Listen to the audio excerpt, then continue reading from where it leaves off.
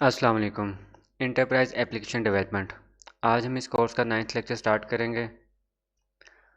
आज के लेक्चर में हम क्लासेस को डिफ़ाइन करना सीखेंगे, सिस्टम डॉट ऑब्जेक्ट के बारे में पढ़ेंगे और उसके बाद क्लास के डेटा फील्ड्स कैसे डिफ़ाइन करते हैं इसको सीखेंगे और इसके बाद static versus constant versus read only का फ़र्क समझेंगे। प्रैक्टिकल करने के लिए विजुअल स्टूडियो के अंदर मैंने एक एम्प्टी प्रोजेक्ट ऐड कर लिया है। अब हम इसमें क्लास ऐड करते हैं। यहाँ पे आप राइट क्लिक करें और ऐड के ऑप्शन क्लिक करें और क्लास पे सिलेक्ट करें। ठीक है, अब हम क्लास को यहाँ पे डिफ़ाइन करते हैं। तो फाइल नेम हम यहाँ पे रख लेते हैं पर्सन। ठीक है, एक पर्सन की क्लास हम डिफ़ाइन करने लगे हैं। तो मैंने एक अलग फाइल में डिफ़ाइन कर लिया क्लास पर्सन। इसको हम पब्लिक बना देते हैं ताकि हम इसको कहीं भी एक्सेस कर सकें। अब हमने इसके डाटा फील्ड्स को डिफ़ाइन करना है। ठीक है, एक पब्लिक एक पर्सन की पब्लिक क्लास डिफ़ाइन की है और अब हम एक डाटा फील्ड डिफ़ाइन करेंगे, वो भी हम पब्लिक कर रहे हैं, पब्लिक स्ट्रिंग नेम। ठीक है, और पब्लिक इंट एज। ठीक है, अभी हमने इसके दो डाटा फील्ड्स डिफाइन किए, एक नेम की और एक एज की। ठीक है, तो इस तरीके से आप एक क्लास डिफाइन कर सकते हैं और उसके डाटा मेंबर्स डिफाइन कर सकते हैं। इसके अलावा अब अगर आपने इसका कंस्ट्रक्टर डिफाइन करना है जो कि क्लास के डाटा मेंबर्स को इनिशियलाइज करे, उसके लिए आप इस तरह से कंस्ट्रक्टर डिफाइन कर सकते हैं, पब्लिक पर्सन। ठीक है, और अगर आपने नेम को स्ट्रिंग की डिफ़ॉल्ट वैल्यू से इनिशियलाइज़ करना तो आप इस तरह से डिफ़ॉल्ट लिखेंगे, तो जो भी स्ट्रिंग के लिए डिफ़ॉल्ट वैल्यू होगी उससे ये इनिशियलाइज़ हो जाएगा। इसी तरह से इंटीजर के लिए जो भी डिफ़ॉल्ट वैल्यू होगी उससे ये नेम और इनिशियलाइज़ हो जाएगा।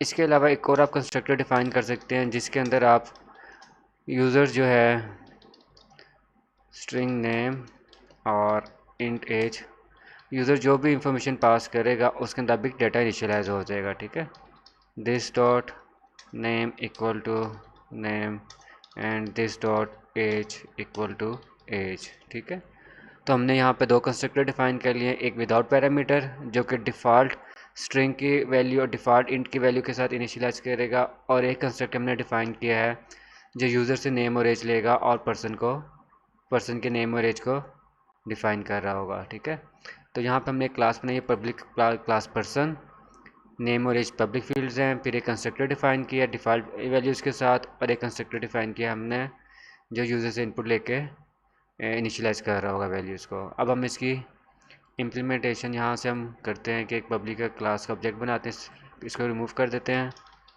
पर्सन की क्लास का टाइप का ऑब्जेक्ट बनाते हैं, person object equal to new. ठीक है, अगर आप इस तरह से ऑब्जेक्ट बना रहे हैं तो इसका मतलब अब कौन सा कंस्ट्रक्टर कॉल हो रहा होगा जो कि विदाउट पैरामीटर है। और अब अगर आपने इनिशियलाइज़ करना है तो हम यहाँ पर अज्यूम करते हैं, नेम दे देते हैं हम अली और एज थी इसकी 12 अज्यूम करते हैं। ठीक है, इस तरह से हमने इसको इनिशियलाइज़ कर लिया है। और अगर आपने कंसोल डॉट राइट लाइन पे शो करनी आउटपुट के पर्सन का नेम क्या था, पर्सन ऑब्जेक्ट डॉट नेम। ठीक है, जिससे इनिशियलाइज़ किया वो नेम यहाँ पे प्रिंट हो जाएगा। और इसी तरह से अगर आपने एज प्रिंट करनी है तो हम एज भी ऐसे प्रिंट कर सकते हैं। ठीक है, अब हम इसको एग्जीक्यूट कर लेते हैं। ठीक है, लेक्चर 9 है हमारा ये। ठीक है, और लेक्चर 9 में आ जाते हैं, डॉट नेट रन। ठीक है, तो आप देखें आपके पास जो आउटपुट आएगी उसमें पर्सन का नेम और एज यहाँ पर डिस्प्ले हो रहा होगा। ठीक है, नेम और एज यहाँ पर डिस्प्ले हो गया है। ठीक है, इसी तरह से हम एक और पर्सन क्रिएट करते हैं,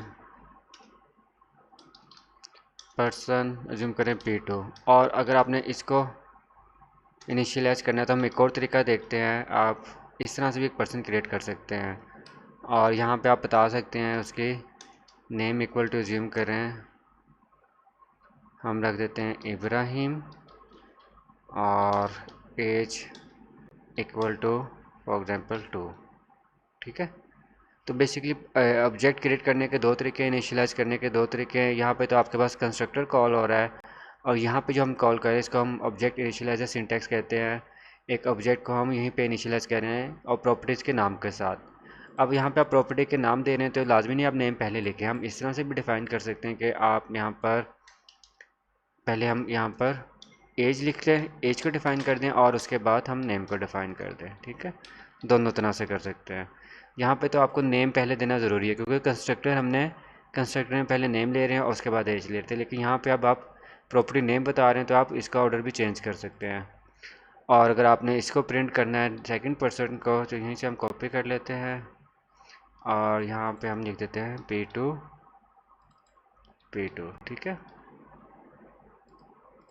आप पावर शेल में हैं तो यहाँ पे आप देखें .NET रन करेंगे तो अब आपके पास सेकंड पर्सन का नाम और एज भी यहाँ पे प्रिंट हो रही है।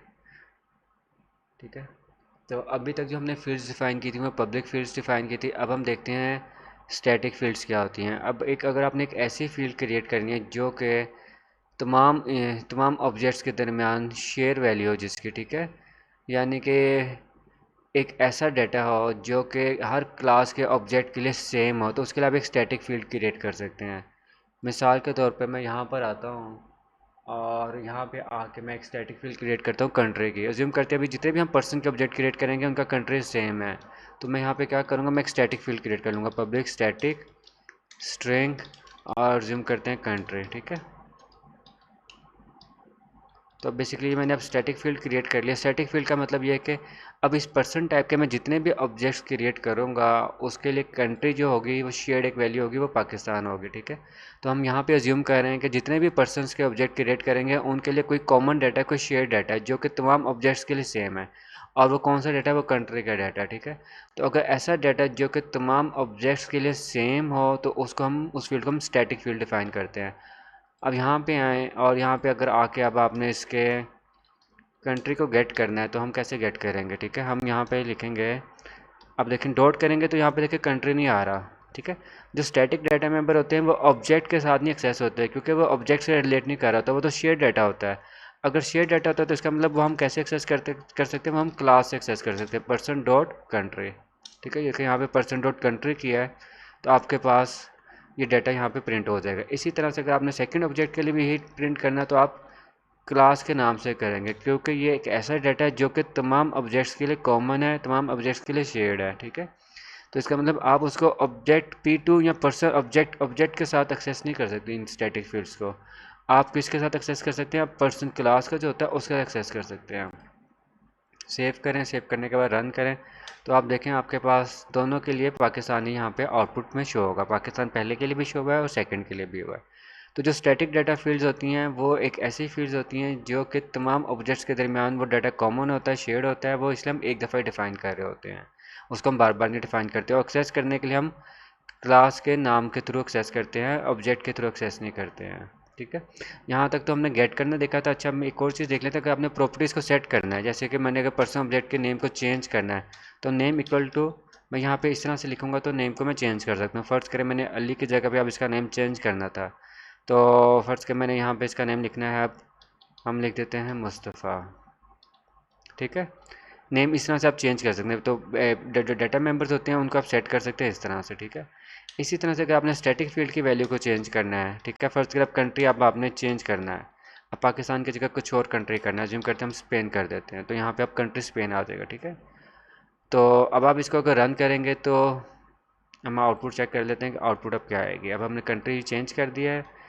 ठीक है, अब आप यहाँ पे देखें आपके पास अभी आउटपुट क्या आ रही है, पाकिस्तान आ रही है। वो क्यों आ रही है, क्योंकि हम कंसोल डॉट राइट लाइन के स्टेटमेंट्स हमारी कहाँ पर हैं, पहले हैं। ठीक है, और कंट्री हमने बाद में चेंज किया। अब हम एक और ऑब्जेक्ट क्रिएट करते हैं और रिज्यूम करें, उसके लिए आपके पास कंट्री चेंज हो रहा है तो हम यहाँ पे लिखते हैं P3 लिखते हैं।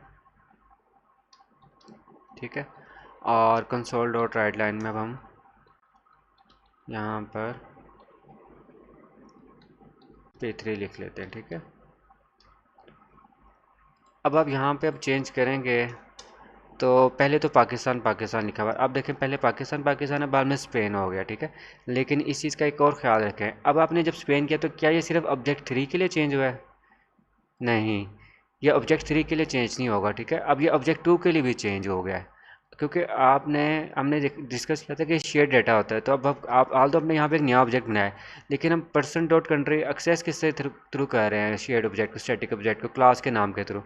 इसका मतलब चेंज होने के बाद पर्सन डॉट कंट्री पर्सन 2 के लिए भी चेंज हो जाएगा और पर्सन ऑब्जेक्ट के लिए भी चेंज हो जाएगा। अगर मैं यही लाइनें यहाँ से कॉपी पेस्ट करके नीचे लिखता हूँ, ठीक है, चेंज होने के बाद, ठीक है, और पर्सन ऑब्जेक्ट के लिए भी चेंज नीचे लिख दूँ दोबारा से अगर फर्ज करें, ठीक है। तो अब देखें, अब तीनों फील्ड्स के लिए जब हमने कंट्री चेंज किया तो तीनों फील्ड के लिए स्पेन ही कंट्री आएगा, पाकिस्तान ही आएगा, ठीक है। अच्छा, अब आउटपुट समझते हैं। पहले तो 2 दफ़ा पाकिस्तान था, ठीक है, मेक सेंस कर रहा है क्योंकि हमने 2 दफ़ा पहले आउटपुट यहाँ पे प्रिंट की हुई है। उसके बाद हमने चेंज किया नाम, जब हमने नाम चेंज किया तो यहाँ पे स्पेन आ जाएगा, ठीक है, जो थर्ड ऑब्जेक्ट बनाया था मुस्तफ़ा के नाम का। और उसके बाद अच्छा, यहाँ पे बनाया था हमने थर्ड ऑब्जेक्ट बनाया था मुस्तफ़ा के नाम का, ठीक है, यानी मुस्तफ़ा के नाम का नहीं बनाया, हमने बनाया था P3 इब्राहिम के नाम का। तो देखिए, इब्राहिम के लिए कंट्री क्या आ रहा है, स्पेन आ रहा है, ठीक है। और उसके बाद क्या भी कंट्री प्रिंट हो रहा है, फिर स्पेन प्रिंट हो रहा है, और उसके बाद फिर स्पेन प्रिंट हो रहा है, ठीक है। तो यहाँ पर जो है हमारे पास कंट्री जो है हर ऑब्जेक्ट के लिए चेंज हो जाएगा, क्योंकि ये शेयर डाटा था, ये सेम डाटा नहीं था, इसलिए चेंज हो रहा है। अब हमने स्टैटिक फील्ड को समझ लिया, अब हम नेक्स्ट आते हैं कांस्टेंट। कांस्टेंट फील्ड हम कब डिफाइन करते हैं, अब अगर एक ऐसी वैल्यू है जो कि आपने एक दफ़ा इनिशियलाइज़ करनी है, उसके बाद वो दोबारा कभी भी चेंज नहीं होनी है, ठीक है। लेकिन स्टैटिक फील्ड तो यहाँ पे चेंज हो रही थी, पहले हमारे पास कंट्री पाकिस्तान था, फिर हमने स्पेन कर दिया। लेकिन अब अगर आपने एक ऐसी फील्ड डिफ़ाइन करनी है जो कि कभी भी चेंज नहीं होनी, ठीक है, तो उसके लिए हम कांस्टेंट डिफ़ाइन कर रहे होते हैं, ठीक है। मिसाल के तौर पे हम पर्सन की क्लास में आते हैं यहाँ पर और एक डिफ़ाइन करते हैं कांस्टेंट फील्ड पब्लिक कॉन्स्ट, ठीक है, स्ट्रिंग होम प्लैनेट के नाम से, ठीक है। और हम डिफ़ाइन कर लेते हैं यहाँ पर अर्थ, ठीक है। तो अब जो आपने होम प्लैनेट के नाम से फील्ड डिफ़ाइन किया, वो कांस्टेंट डिफ़ाइन किया कि ऐसी फील्ड है जो कि सिर्फ एक दफ़ा जिसकी वैल्यू सेट करनी है और वो बाद में दोबारा कभी चेंज नहीं होनी, तो उसके लिए आप कॉन्स्ट डिफ़ाइन कर रहे होते हो। कॉन्स्ट के लिए डिफ़ाइन करने के लिए ज़रूरी है कि जब आप इसका वेरिएबल क्रिएट करो तो उसको कोई वैल्यू भी असाइन करें। आप ऐसे नहीं कर सकते कि आप इसको यहाँ पर इनिशियलाइज़ ना करें, ठीक है, इस तरह करेंगे तो यहाँ पर वो एरर आ जाएगा, ठीक है।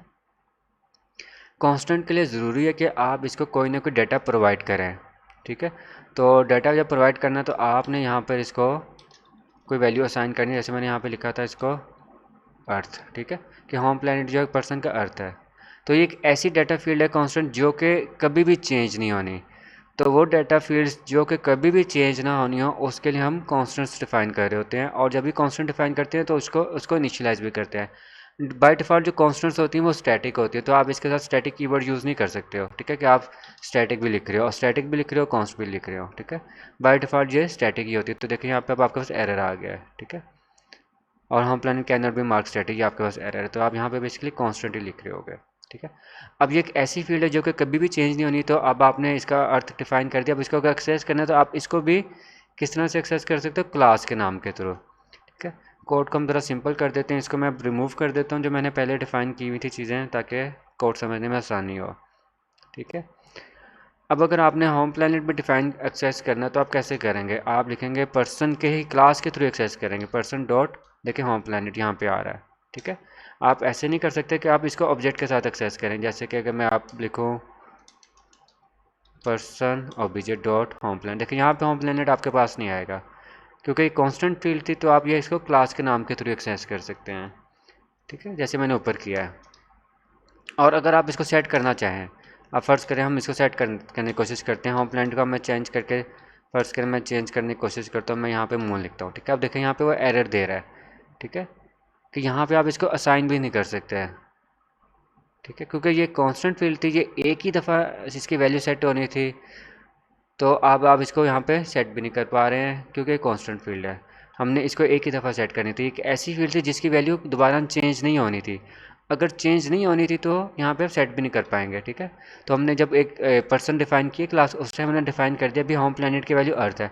अब थ्रू आउट द प्रोग्राम इसकी यही वैल्यू रहेगी हर पर्सन के ऑब्जेक्ट के लिए। अगर आप इसको रन करें तो यहाँ पे हम आउटपुट देखते हैं कि आउटपुट देखें क्या आएगी। देखिए पर्सन का नाम अली आ गया है, एज आ गई है, उसका कंट्री आ गया और होम प्लैनेट में यहाँ पे अर्थ आ गया है।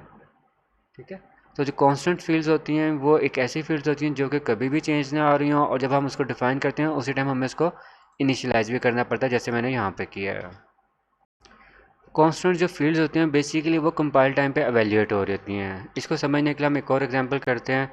मैं यहाँ पे एक मेथड डिफाइन कर रहा हूँ, पब्लिक वाइड कैलकुलेट। ठीक है, और इसके अंदर हम एक पैरामीटर एज इनपुट ले रहे हैं। अब यहाँ पे मैं डिफाइन करता हूँ const int x equal to जिम करें 10 और y इक्वल टू 5। ठीक है, ये मैंने दो कॉन्स्ट फील्ड डिफाइन कर दिए हैं। अब मैं एक और डिफाइन करता हूँ कॉन्स्ट इंट एक्स वाई जी और फर्स्ट करें w। ठीक है, अब मैं अगर ये लिखूँगा x प्लस वाई, तो देखिए w जो है करेक्ट है, इस पर एरर नहीं है क्योंकि कंपाइल टाइम पे एवेल्यूएट हो रही है। x और y की वैल्यूज हमें पता है तो कोई एरर नहीं आएगा। ठीक है, लेकिन मैं अगर ये करने की कोशिश करूँ कि मैं const int r equal to बनाने की कोशिश करूँ x प्लस जी, ठीक है, तो देखिए यहाँ पे ये एरर देगा। ठीक है, यहाँ पे एरर इसलिए दे रहा है क्योंकि z की वैल्यू अभी हमें नहीं पता है और z हमारे पास एवेल्यूएट होना है रन टाइम के ऊपर जब ये मेथड कॉल होगा। तो इसका मतलब कांस्टेंट जो होगा जब भी आप क्रिएट करेंगे तो उसके राइट साइड पे यहाँ तो कोई वैल्यू होगी, यहाँ एक ऐसा एक्सप्रेशन होगा जो कि कंपाइल टाइम पे एवेल्यूएट हो रहा होगा। तो वो आप कांस्टेंट फील्ड बना सकते हैं, जैसे यहाँ पे मैंने w बनाई है, लेकिन r क्यों नहीं बनी? क्योंकि z रन टाइम पे एवेल्यूएट होना है, z की वैल्यू हमें रन टाइम पे पता चलनी है, तो यहाँ पे आपके पास एरर आ जाएगा। ठीक है, अब हम कांस्टेंट के अलावा थर्ड टाइप पढ़ते हैं रीड ओनली फील्ड्स। ठीक है, अब अगर आप चाहते हैं कि एक ऐसी फील्ड बनाएं जो कि यहाँ जिसको आप डिक्लेरेशन के टाइम भी इनिशियलाइज कर सकें और थ्रू कंस्ट्रक्टर रन टाइम पे भी इनिशियलाइज कर सकें, तो उसके लिए हम एक रीड ओनली फील्ड बनाएंगे। ठीक है, मिसाल के तौर पे मैं यहाँ पे फील्ड क्रिएट करता हूँ पब्लिक। ठीक है, और इसको मैं अगर रीड ओनली क्रिएट करना है तो मैं यहाँ पे लिखूँगा रीड ओनली। ठीक है, स्ट्रिंग, और अज्यूम करें हम यहाँ पे लिख देते हैं होम प्लैनेट के नाम से बनाते हैं फिर दोबारा से। ठीक है, होम प्लैनेट 2 के नाम से बना लेते हैं। ठीक है, तो अब रीड ओनली फील्ड क्रिएट किया, ये एक ऐसी फील्ड है जिसको आप विदाउट डिक्लेरेशन भी बता सकते हैं। ठीक है, यहाँ पे आपने इसको किसी को वैल्यू इनिशियलाइज नहीं किसी भी वैल्यू से इनिशियलाइज नहीं किया, तो देखिए यहाँ पे एरर नहीं है। इसको इनिशियलाइज करने के लिए आप इसका कंस्ट्रक्टर यूज़ कर सकते हैं, थ्रू कंस्ट्रक्टर इसको इनिशियलाइज कर सकते हैं। जैसे कि यहाँ पर हम आ जाते हैं और यहाँ पर हम लिख देते हैं होम प्लैनेट 2 डॉट, अच्छा home planet 2 equal to, for example मैं यहाँ पर लिख देता हूँ मून, अज्यूम करते हैं ताकि चेंज हो जाए, ये अर्थ था ये मून था। ठीक है, तो अब रीड ओनली फील्ड क्रिएट की एक ऐसी फील्ड है जो कि रीड ओनली है।